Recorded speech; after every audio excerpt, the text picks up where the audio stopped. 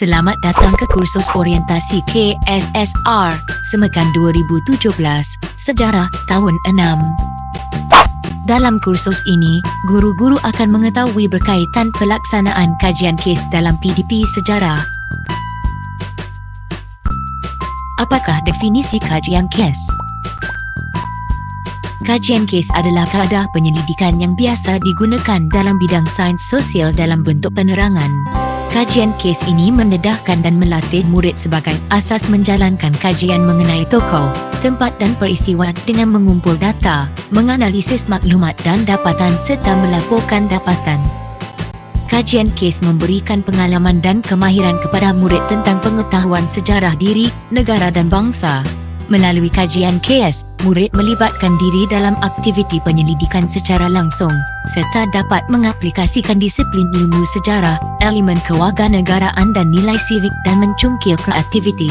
Akhir sekali, murid menghasilkan dapatan kajian yang dijalankan dalam pelbagai bentuk.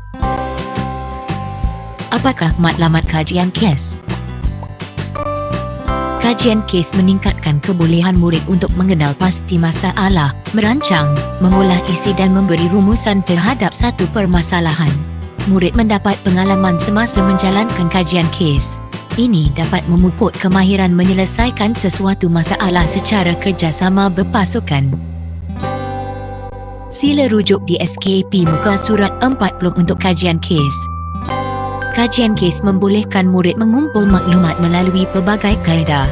Selain itu, murid mengkaji maklumat yang telah dikumpulkan dengan cara menganalisis, menakul dan empati untuk menjelaskan masalah tersebut. Seterusnya, murid membuat rumusan dan menyatakan pengajaran yang diperoleh daripada maklumat yang telah dianalisis.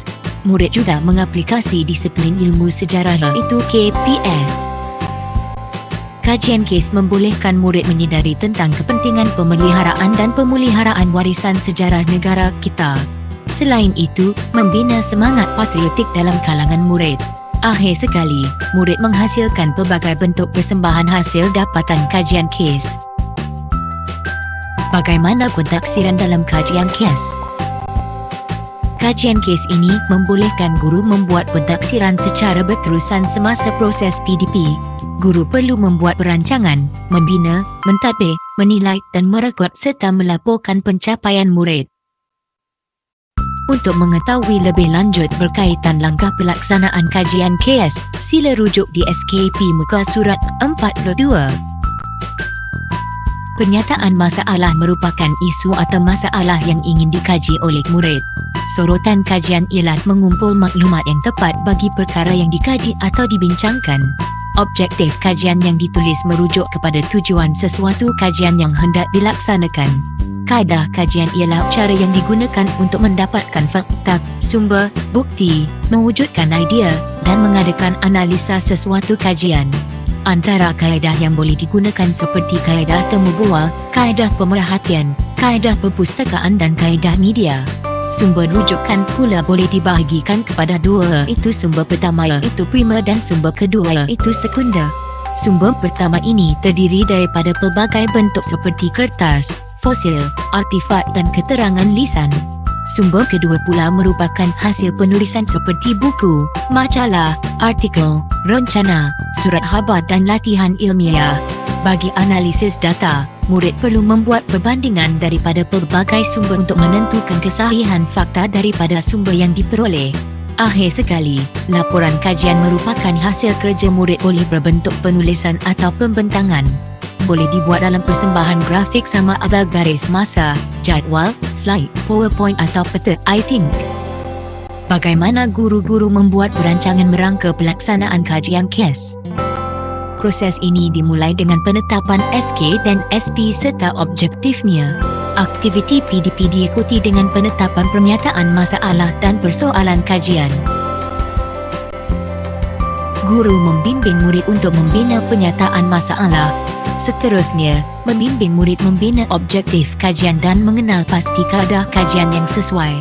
Guru juga membimbing murid dalam proses kerja pelaksanaan kajian kes dan menentukan tempoh kajian.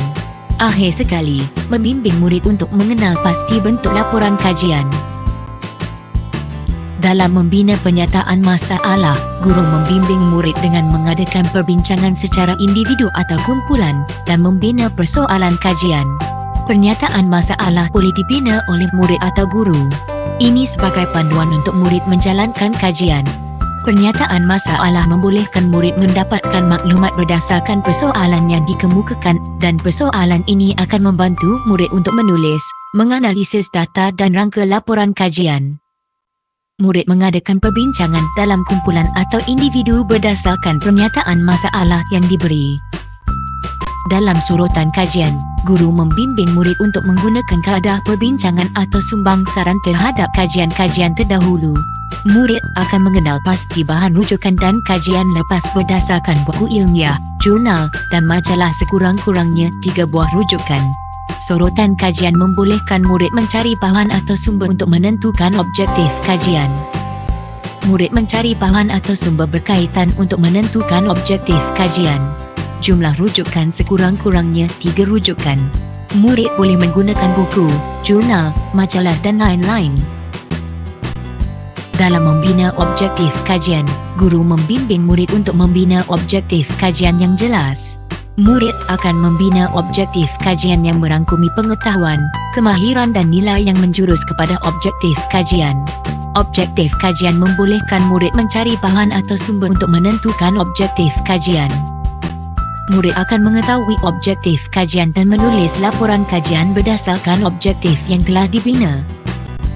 Dalam membina kaedah kajian, guru membimbing murid untuk menggunakan kaedah kajian yang sesuai untuk menulis kajian kes.